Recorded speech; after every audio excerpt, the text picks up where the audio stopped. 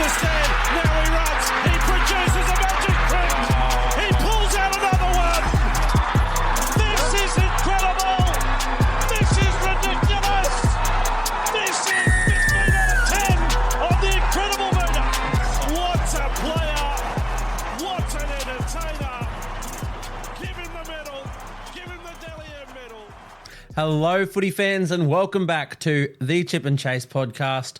We are back. Conclusion of round one. It's officially done. NRL season is back, and round one is complete. So, as per usual, we're going to be going through doing some Supercoach content in this one. I want to make this obviously a weekly thing, and whatever Supercoach content doesn't really get covered in my podcasts, a lot of it will be on the Instagram. So make sure you go and check that out. Same name as it is across all my socials at Chip and Chase Podcast. So check that out for sort of that visual content. And if you can't really just stick around for a full video podcast, then the Instagram is the place to be for that.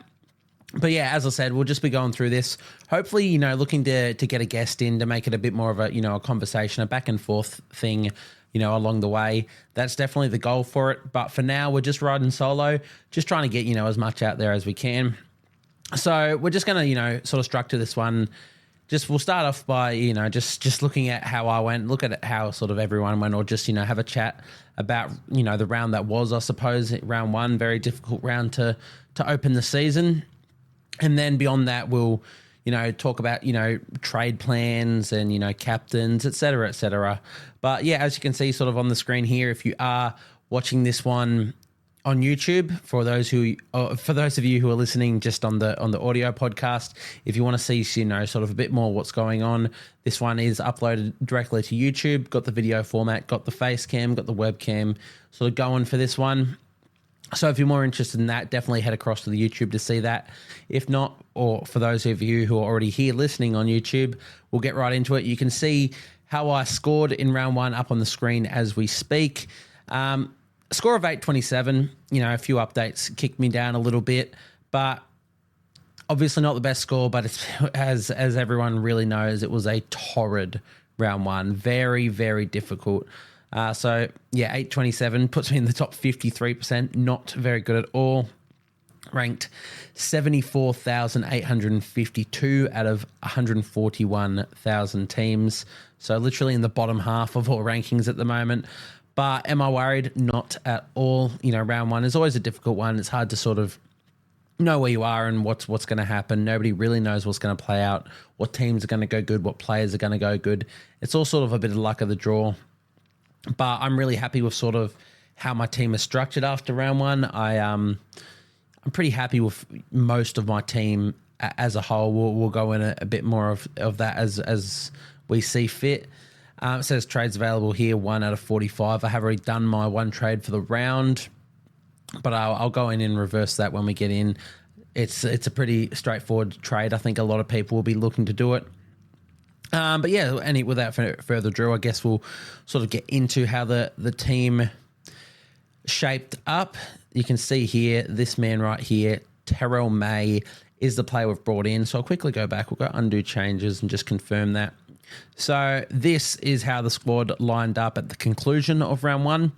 See all the points there, and if you're listening audio-wise, doesn't really matter. You've heard the full score from the round.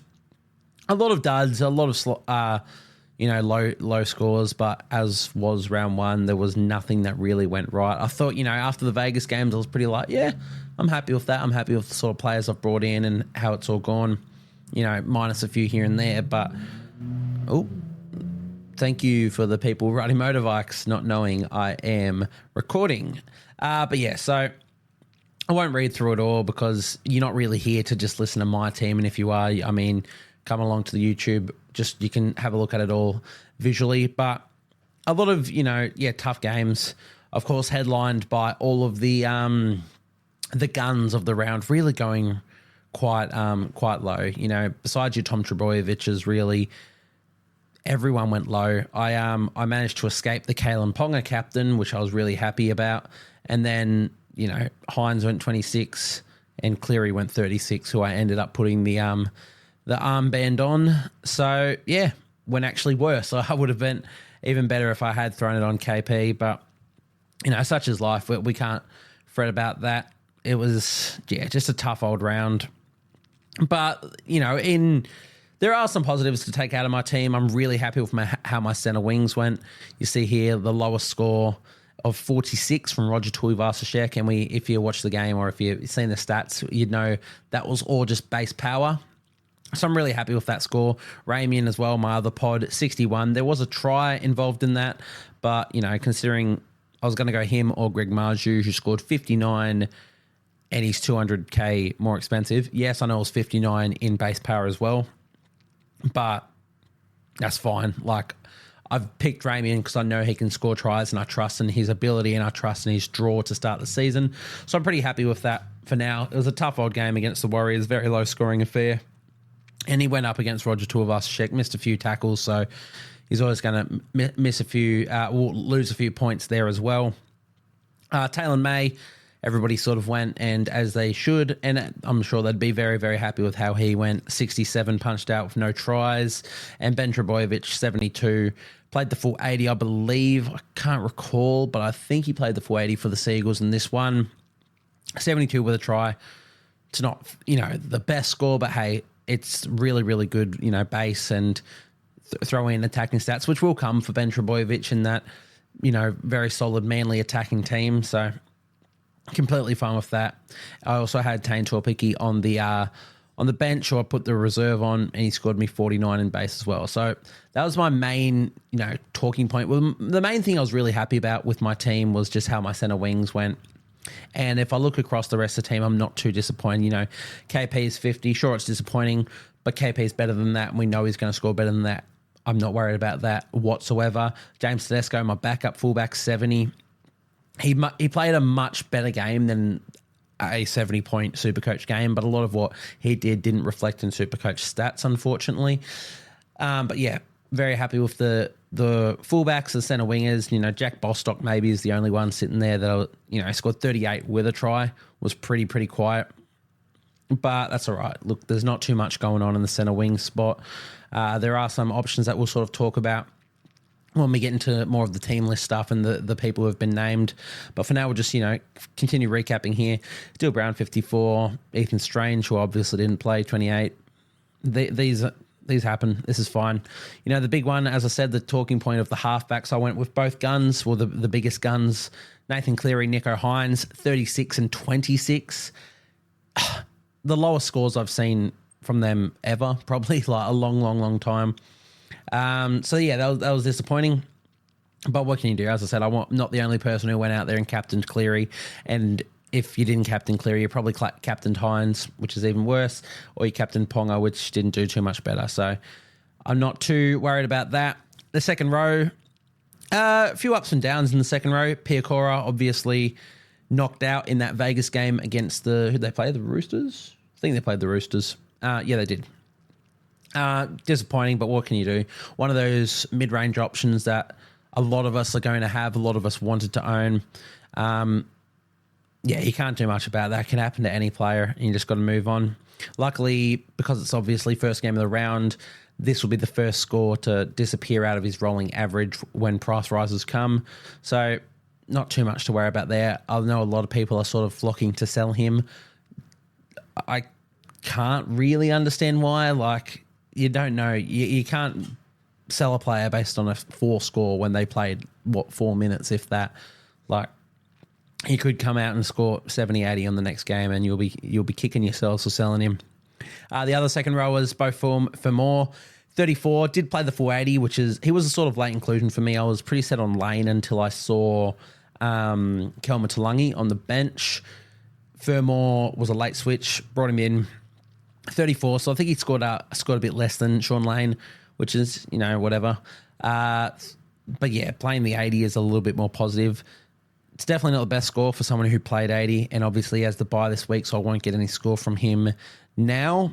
But I'm not too disappointed. They were just smashed up by the Dragons. Didn't have any possession in that second half, really, just blown away. So all of that 34 is probably just in tackles. And yeah, I'm pretty confident he can find some attacking stats, especially when the Titans sort of start to click a little bit more in the future. So nothing to really worry about there. worst comes to worst, I can always sell him to another one of those mid-rangers who might be hitting their straps. The other one in there, Hylam Lukey, wasn't the best game from him. Pretty sure he scored a try to get himself up to 63. I think he only played about 55, 60 minutes. Not quite sure of that. Finafuiaki replaced him for a bit there, and I believe he came back on in the middle, obviously. A player that we're going to get to, but Todd Payton sort of stuffed a lot of people around, especially myself, by leaving a certain someone that may be in my front row off the field for the majority of the game. And then, Hylam playing a bit of time in the middle there, which, sure, may be better for base, but I'm here for the attacking stats, and they didn't come as much as I thought they would. He did score that try, so that one helped bump his score up. The Englishman, Morgan Smithies, absolutely smashed it. 58, purely in base, just runs and tackles. What a weapon. Joe Chan, not the best score. Viliami Fafita, 17. I was always assuming Fafita would drop out after this game, so I'm not too worried about, the low score and the fact that he's not been named. If I need, at that point in time, there weren't many second row and front row cheapies, so I could have gone for a few more risks. I had my boy Sam McIntyre in there for a bit, and sure, I wish I maybe would have kept him, but at the time I was like, look, I'm happy. There's a few too many question marks. I'm happy to go for Fita. If he keeps his spot, maybe he'll make me some money, and if he doesn't, which I expected, I'm happy to just have that early sort of nuff, especially because he's dual position and I can swap him around here and there. But we'll have to see, a few more cheapies have emerged in this round, which we will get to. So maybe he makes way. I'm not sure. For now, obviously, he's going to stay there. Yeah, Joe Chan, as I touched on, not the best score. And then the shit show, front row. And I imagine I am not the only one who's dealing with this sort of torrid position. You can see there, Jason Tamalolo, Tavita, Totola, my starting front rowers. After watching Totola against whoever they played, Manly, I was pretty set on like, oh shit, I'm probably going to trade him out. The minutes just weren't there as I expected. They ended up running with the 4-forward bench, as has been named again this week. I still think, maybe he can play a few more minutes here and there, but we'll have to see. But yeah, I was pretty set, especially after I saw Terrell May's performance for the Roosters just after that Rabbitohs game. I was set like, yeah, there's a straight swap. I'll just go to Tola to May in a week or two and set and forget. But then the shit house that was Todd Payton and Jason Taumalolo's minutes. Obviously, I went in, and a lot of other super coaches went in thinking Taumalolo, he's got to play a lot more this season, a bigger role in the club, especially with Cohen Hess going down with injury and missing the entire season with the ACL. I, along with everyone else, thought, yeah, more minutes for Taumalolo. He can't go any worse than he did this year. And then Todd Payton played him for 21 minutes to start and left him off the field for the entire rest of the game. No injuries, nothing. Tamalolo came out in the post game and said, yeah, no, I was just kept on ice. There's no injuries, but because we had a bit of a commanding lead, there was no need to risk me. So yeah, just stay on the bench. Sure, that's probably not going to happen every game, but it is just a risk that I'm not here to take. I'm not here to fuck around with Todd Payton and his minutes. It's just, it's annoying. So as you saw at the beginning, but Tamalolo will be my one trade this week. I never like trading after the first round because you always got to give your players a second chance. You can't come in, set in a team. I've picked this team for a reason, and then they come out, one bad game, bang, you sell them off. There's no price rises, anything after one round or even 2 rounds, so give them 2 weeks at least. But Taumalolo, yeah, I'm not here to deal with that Todd Payton minute split. As I said, there's every chance he comes out and averages 60 for the rest of the season because I don't think... Thank you, cars driving past. I don't think, he'll be, rested that much, that often. But I just don't want to deal with it. And... if he is rested again, I think they got Knights this week. Presumably he plays a bit more, but the Knights forward pack was rolled last week, so maybe they don't need him as well. Yeah, as I said, just don't want to deal with it. So he's going to be my trade this week. The cheapies, Farmasili, Sam Hughes. What do you do? there was not many options. Farmasili scored 15, not great. I expect more minutes out of him in round 2, but we'll have to see. Sam Hughes, 31, we'll deal with it, and he will slowly price rise. And then my hookers, Danny Levi, obviously brought him in after showing my, I put the team up on Instagram and put the video up, before Vegas last time. A few changes had to be made, unfortunately. Brendan Hands, who we were planning to run with the entire time, named on the bench, and Ricky didn't go with his 80-minute hooker. Shocked me. So that all changed. That all stuffed up. Danny Levi came in, freed up some cash, scored 45. There was a try involved in that, so it's not the best score, but hey, it's good for price rises. And Brandon Smith, 48. I'm fine with it.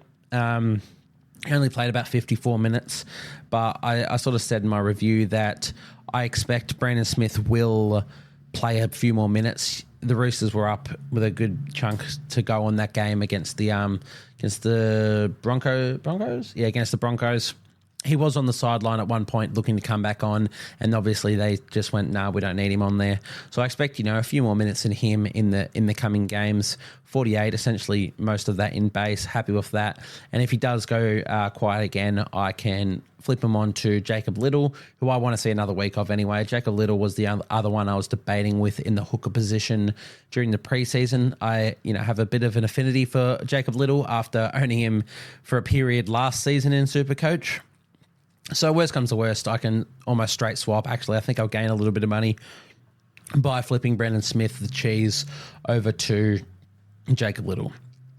But yeah, that's sort of just how my team sort of travelled after round 1. As I said, there's not too much to worry about. It was dire round 1, but it was for everyone. Everyone's going to be struggling with very, very similar situations and predicaments that I am. What can you do? You move on. I'm going to trust in the team. As I said, I will be making the one trade. I'll do it right now on screen. Hang on, that's the wrong player. Tavita Totola, you're staying at least for another week. Jason Tamalolo, you're out. Total points. Terrell May, you're in. And while I'm here, that'll do. You know what? There we go. I think Terrell May, we'll get into the sort of buys and stuff after we go through team lists. I think he's probably one of the most traded in, if he isn't the most traded in. If you're doing it this week, go right ahead. As I said, I don't like trading after round 1. But in situations like this, sometimes it has to be done. I'm happy to pull the pin early and get him in. I just don't want to deal with the headache that is Taumalolo. But he will be my one trade. I don't want to spend too many on this. I've still got a lot in the salary cap up here, 119,000. Which, can be used. I'll probably use a boost after round 2 just to sort of get as many cheapies in, as many, there's going to be a lot of changes that need to be made after round 2 before all the price rises hit. I'm happy to boost for that. Obviously, we get 5 boosts through the season, so using one early, no worries with that. But yeah, Terrell May comes into my front row for Jason Tamalolo. But we'll move on a bit to sort of the team list news and sort of everything that's happened there. Got that over on this screen, so you're just going to be seeing me look back and forth a bit. But we start off with the Broncos-Rabbitohs game. And in terms of sort of the ins and outs in this one, Jai Arrow for the Rabbitohs, he is out. He's going to miss 4 to 6 weeks at minimum. There is potential that he does miss the entire season with that. I can't even remember the injury, or something to do with his shoulder, I believe. But yeah, there's potential that is a... what is the rotator cuff? I think it's a rotator cuff injury. Potentially misses the season. We'll have to wait for a few more scans on that to determine the severity. But at minimum, it's 4 to 6 weeks. He's been replaced by Tallis Duncan, popular cheapie for most of the preseason. Everyone was sort of expecting, or at least hoping, that he would get that second row position over Jai Arrow. It didn't happen round 1, but here we go. 1 week later, he's come straight into that second row position, 311k or something. Definitely worth having a look at. Obviously, no need to pull the pin early. It's actually even better because we're going to get an extra week to look at him because he didn't play round 1. So his price rise won't come until after round 4. So, after round 4. So we can get an extra week to look at him and potentially trade him in. I think it's probably going to be a no-brainer, depending on how his output is in these games. We've got Arrow missing a fair few weeks, and it could be the season. So to get him in for that price rise could be the go, but we'll have to just keep a look at him. But yeah, definitely Tallis Duncan, someone to keep an eye on in these next coming weeks. For the Broncos, Xavier Willison misses selection once again. We sort of all saw this coming. It was very well reported that he was not going to play that Vegas game.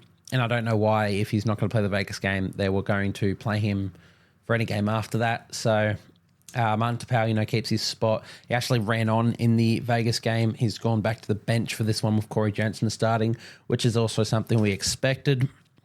And Brendan Piakura for the Broncos, obviously named again after that HIA that saw him score the 4 points and miss the rest of the game in Vegas. So, as I said, no rush to trade Piakura out. I don't know why you would. Someone who can come out and score a lot of Supercoach points in that Broncos side. They've obviously got South Sydney on the Thursday game, so an early look at them. South Sydney might, they leaked a few points against Manly. Broncos probably out for revenge as well. Revenge, I don't know. They're out to redeem themselves, I suppose, after their Vegas performance. So maybe there's some points there, but also I guess Rabbitohs will equally be out to redeem themselves out of their performance, after their performance as well. But that's about it for the Broncos Rabbitohs. We move on to the Sharkies and Bulldogs. There are absolutely no changes for the Sharks. Royce Hunt and Toby Rudolph actually switched positions, but nothing Supercoach relevant in that.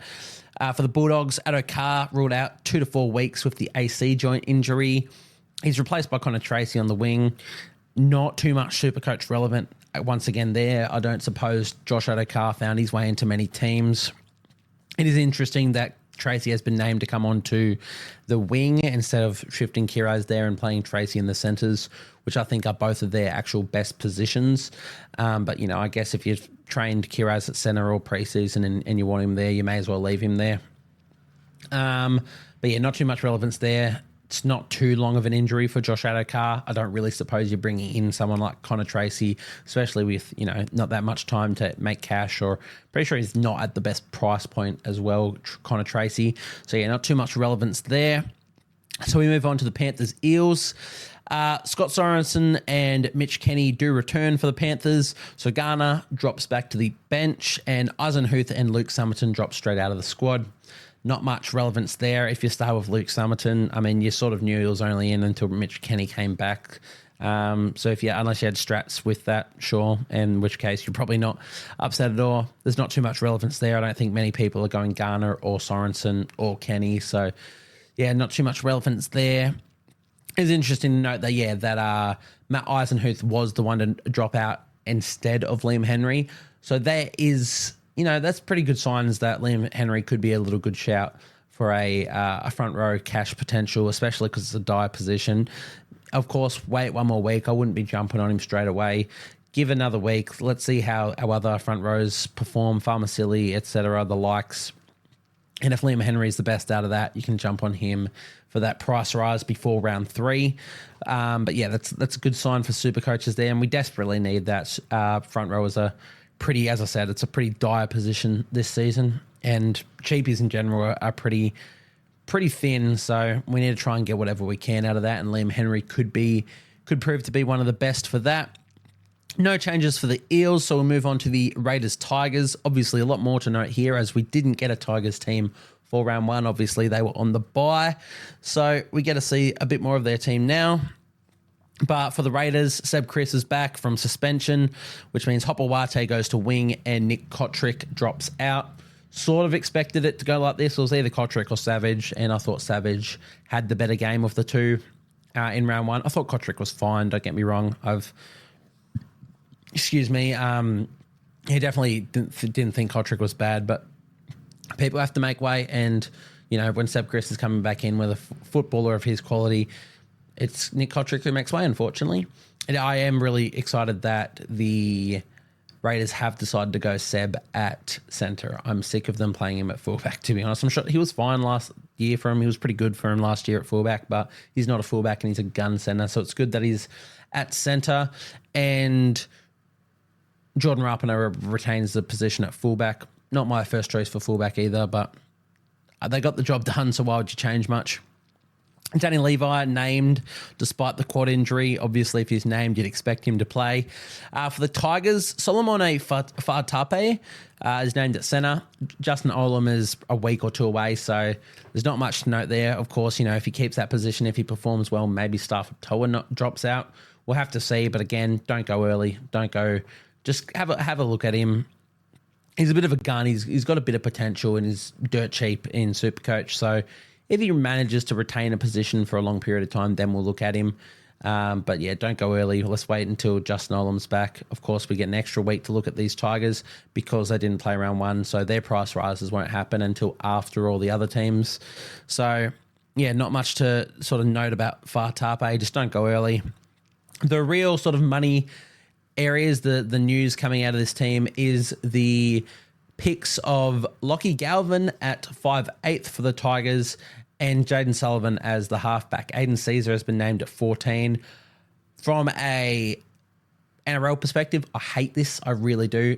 The Tigers looked abysmal when Aiden Caesar wasn't on the field in the trials. I think Caesar's been brought there to lead the club. He's been brought there to bring stability, and he brought that in the trials. I thought it was their best half by a long shot. And for him to come and get named on the bench, he's 32, 33, not the quickest, not the most explosive athlete. What impact does he bring off the bench? I hate it. I thought Jaden Sullivan was very average across the trials. I thought Lockie Galvin looked good, but he is quite young. But as for a Supercoach perspective, this is big wins for us. Getting Lockie Galvin in that dire 5'8" role, if he keeps that position, again, don't go early. Wait a few weeks. Let's see what happens. If Tigers perform awfully, they could be chopping and changing straight away. But what it allows us to do is bring someone like Lachlan Galvin into our 5'8", and we could potentially drop Ethan Strange down to this wing position. I'm sitting there with Bostock, Torpicki, which I'm sure a lot of the others are sitting with as well. Torpicki, probably his time is limited until Change comes back. We're hoping for a price rise and just a few good scores in between. But after that, maybe we can drop him out, Strange down, and as I said, Galvin into 5'8". The other alternative, at least for my squad, is Jack Bostock out, just because I'm not convinced on him. I really wasn't in general all preseason, and then somehow I ended up with him. But yeah, the other option is Bostock out, and as I said, the same changes, Strange down and Lachlan Galvin in. The other also thing, I guess, is that Jaden Sullivan is available at 5'8" and halfback, I believe. Not a bad price point. If he's, locked up that halfback spot, there's an option there to bring him in, but I don't know why you'd choose him over Galvin, who is cheaper. And I don't suppose you bring him into a halfback position when you'd sort of be trying to run some gun halves there. As I said, don't go early. Wait a few weeks.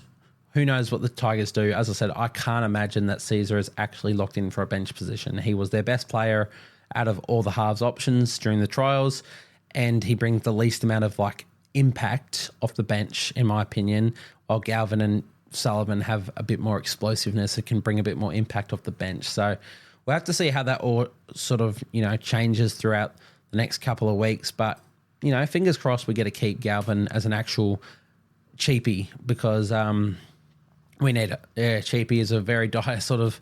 So there's not too many knocking about. Obviously, a lot more mid-ranges than they are out and out bottom dollar cheapies this season. So Galvin could be the one that we really need. So... at least there's good news coming out of that game. But we'll move on. Next is the Cowboys and the Knights. Absolutely no changes for the Cowboys. As for the Knights, Anari Tuala has gone down injured, so he is out. Replaced by Tom Jenkins. Not really an option. You can sit there and go, that Knights right wing spot was really good last year and Dom Young was scoring millions of tries. But Tom Jenkins, I think, let's just have a look. I think he's priced at about $600K due to his time at the... you can't even look, can you? Money per point? No. Played 0. Let's go there. As for audio listeners, you are not getting the best content right now. Thomas Jenkins, 602,800. It's just too much money. I wouldn't be spending that, especially when we don't know if he's going to hold that spot. Every chance when Tuala comes back, he takes it. So not too much relevance in that sort of change for the Knights. Beyond that, Kai Pearce-Paul comes in to replace Dylan Lucas, who obviously he caught that sort of head injury.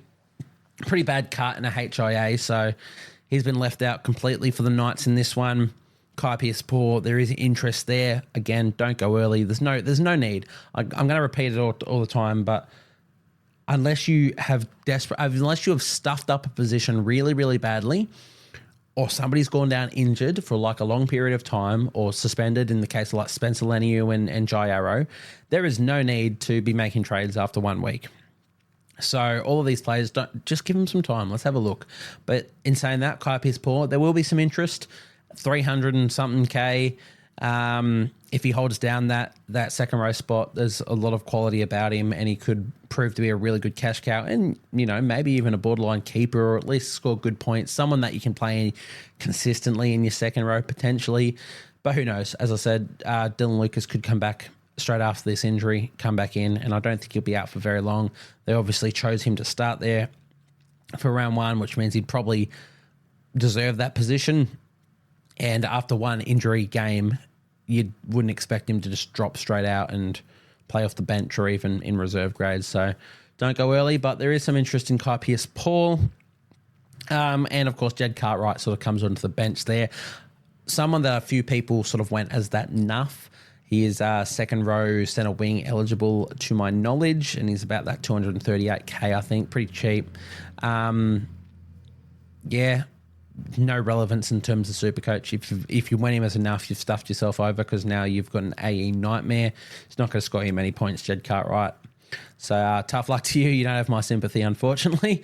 Moving on, though, we have the Storm and the Warriors. For the Storm, Munster and Nelson Asofa-Solomona are still missing. Neither have been named. There's not too much relevance in Nas missing, but if anybody went, I doubt many people went Munster knowing who was missing round 1. And I think they have that early buy in about round 4 or 5. So it's not bad. It means when Munster comes back, people can look at him, coming back into the season. But everybody sort of saw, or how I said is I wanted Munster. I was really keen on Munster. Obviously had to change that after he was ruled out. I've got Dill Brown in the team instead, which I'm happy for. Dill Brown's still a gun. As I said, I thought he'd be the top averaging 5/8 for the season. So not bad there. For the Warriors, Wade Egan, Kurt Capewell have actually been named despite their injuries in the last game. I suspect Capewell will play, but I doubt Wade Egan plays. I think he'll miss a few weeks with that elbow injury. They're looking at cartilage damage, etc. Yeah, I doubt he plays despite being named, which means Freddie Lussick will come onto that bench, and I assume Jazz Tavanga will replace Freddie on the bench, and Wade will drop out of the team. But yeah, it's a shame, because Wade Egan looked really good in the time he was on the field in round 1. And, it's a shame for those who went him as a pod option, because he could have been a really good pick, considering that, hooker's not the best position this season as well. So unlucky for you guys, but maybe he plays and you get a little bit of a win there, but I do doubt it, unfortunately. We move on to the Seagulls and the Roosters. Seagulls, Jason Saab, he has been ruled out for 6 weeks with the hamstring injury. Could be more. Hamstring injuries are pretty hard. It was a tear, I believe. It wasn't just a strain. I'm not sure. But he's replaced by Tommy Talau. There is some interest there. Tommy Talau's at a decent price point on the right wing of Manly, who are scoring points. Probably scores a few tries, gets you a few points. There's potential in him. Once again, we wait. You don't jump on him early, and we just see how that sort of plays out. For the Roosters, Dom Young has been named for his debut for the Roosters. Junior Ponga makes way, and Spencer Leniu obviously drops out due to suspension. He's out for 8 weeks with that racial slur, which is, we won't comment too much further on here. I've spoke about it on the other, just NRL podcasts. We don't want to see that in our game. I think 8 weeks, it's a fine suspension. I think that's sort of whereabouts it should have landed for him. But yeah, he's replaced straight away by JWH, who returns from suspension. Coincidentally, he goes straight into that run on side and replaces Spencer Leniu. Not too much to note for JWH. I don't suspect people are picking him. And yeah, tough luck if you do have Spencer Leniu. That's a trade. And, you know, I say don't do too many trades after round one. Spencer Leniu is the exception to that rule. I think if you have him, you got to get rid of him. Luckily, if you don't have Terrell May and you do have Spencer, find a way to get to Terrell May. He's the pick of the bunch at front row at the moment. But that's sort of it for the Roosters, Seagulls. Dolphins, Dragons. There are mass changes for the Dolphins. Jake Averillo has replaced Tessie New in the centres, who has been dropped. Isaiah Katoa is also in for Sean O'Sullivan, who is also dropped. Ewan Aitken replaces Lemuelu, who's set to miss 4 weeks with the knee injury. Max Plath comes into the run-on side at lock. Ray Stone out with concussion. So, yeah, lots of stuff there. In terms of relevance for Supercoach, I don't know if many people owned Tessie New or Sean O'Sullivan. Lemuelu, maybe a couple of people owned, but not sure. It's not too much. If you went Ray Stone as a bit of a pod option, either at hooker or second row where you could have had him, it's kicking the dick for you. It is only concussion, so he probably comes back the week after, but I do think Dolphins have the bye the week after anyway, so you miss a couple of weeks with him. Wouldn't be jumping on Max Plath either, just for those same reasons. For the Dragons, however, Blake Laurie and Luciano Leilua come in, and Murdoch, Masilla and Viliami Fafita make way. This was expected. If you went Viliami Fafita, you know, like myself, I think you have to go in knowing that he wasn't going to get selected the next week. We knew Luciano Leilua was suspended and he was going to come in. I always expected Viliami was going to be the one to drop off that bench. And if you didn't, that's tough luck to you. You're in a bit of a pickle with enough there. As I said, I'm fine with running enough, but we'll see if that sort of changes. I might change my mind. But for now, I'm happy with that decision. Well, I'm fine with the decision. I wouldn't say I'm the happiest with how it's all played out, but I'm all okay for that. And Laurie comes back in, obviously. So, again, not too much relevance there. I don't think there's too many Dragons players that have been picked in Supercoach sides. I've got a lot of a minute share across that forward pack. Tough to really know what's happening there. And that sort of concludes all the Team List Tuesday news.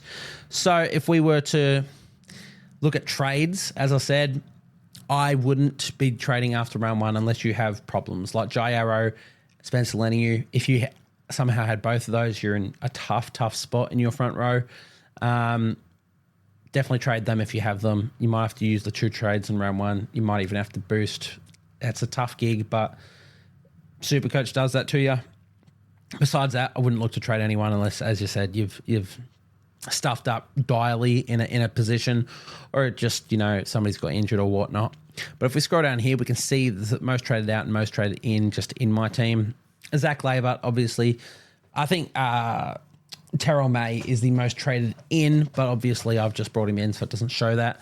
I'm fine with Terrell May being brought into sides. As I said, I've done it.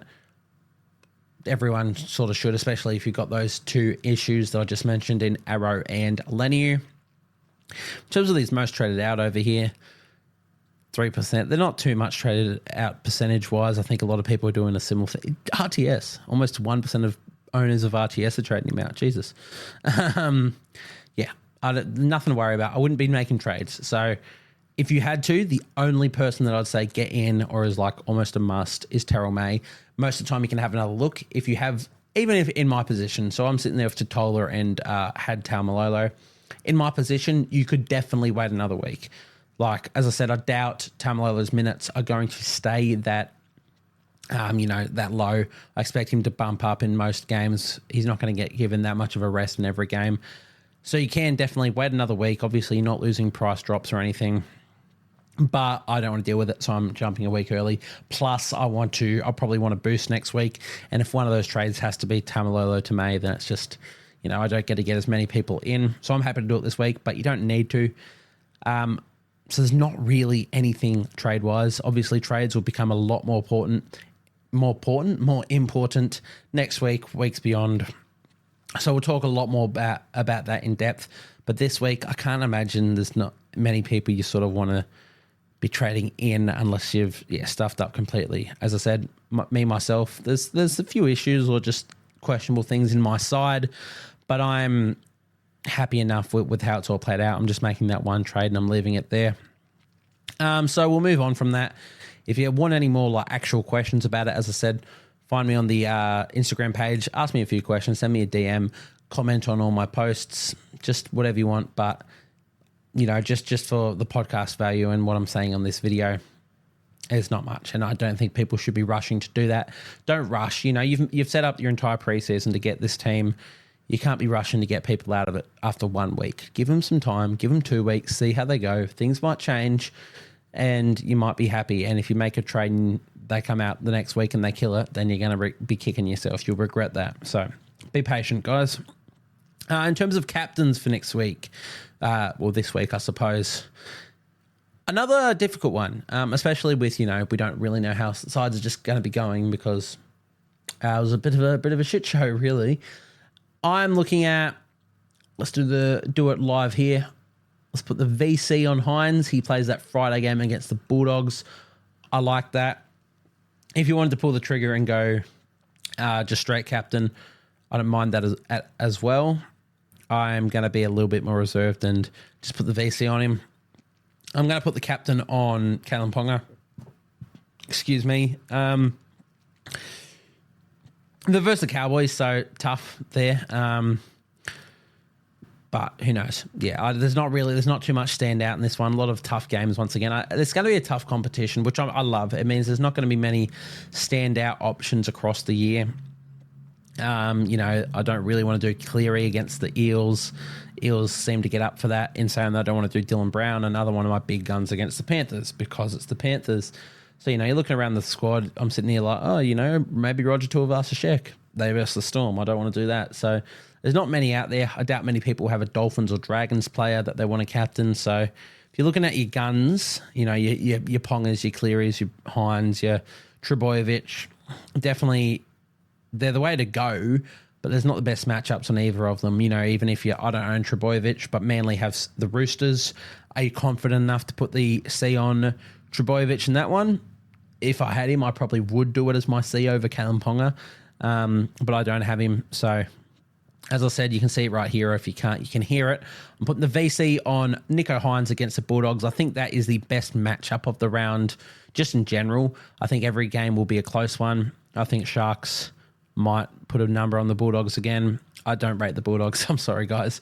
And, you know, Sharks might even be willing to just go on with what they did. It was obviously a very gritty performance. I think they're going to be out to now prove they've still got that attack, and Nicho Hines will put it. Nicho Hines gets attacking stats. The fact he didn't against the Warriors is mind-blowing. So I wouldn't begrudge anyone for putting the straight C on him. You know, the more I think about it, the more I'm actually, you know, sort of closer to doing so.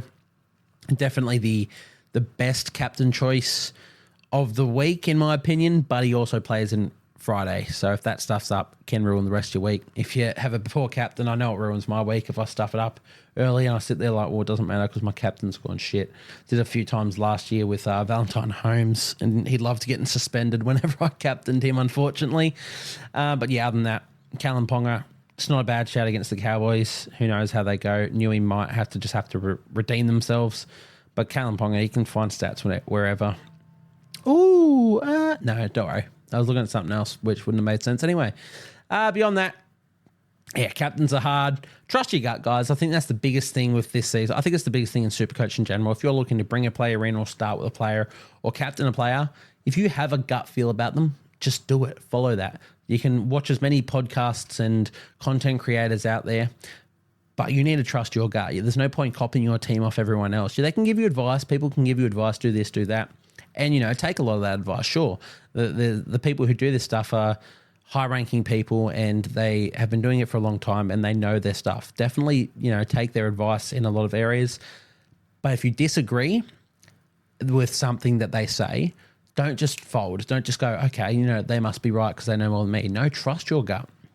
You know, I've got Jesse Ramian in my squad. Nobody owns Jesse Ramian except me, essentially. I've trusted that gut, and I'm going to stick with that for a while. So, you know, if there's a captain option, you know, that might stand out to you that nobody else is going to do it. The early weeks of the season, the early rounds of the season, it's not dire. It's not that important. It's a lot of it is finding your feet, getting cheapies, and, you know, fixing the structure of your squad for the season to come. So you can take a few gambles on captains here and there, and they might pay off and skyrocket you. And if they don't, oh well, you're not that far behind because it's a long season. You can make up those points. So yeah, just trust your gut in that. That's the best advice I can sort of give you in regards to captains and just in regards to how you just play with your team in general. But beyond that, I guess there's not too much more to touch on. So we'll have to leave it there. Obviously, as I said, a lot more content will be coming on the Instagram. I think at the moment, the Instagram, it's been slow, but I'm going to try and work out a format, a bit of a structure for how I want to do posts. A lot of it will be Supercoach. I think Supercoach is the best way to just connect with people, and I think it's what everybody's looking for. I do so many podcasts each week, everything NRL based, everything footy based, and only a few here and there of Supercoach. So a lot of Supercoach content will be on the Instagram. So go on there if you want to ask any more questions, or if I've missed something and you just want to know something more, flick me a DM, comment on the posts, just get amongst all of that.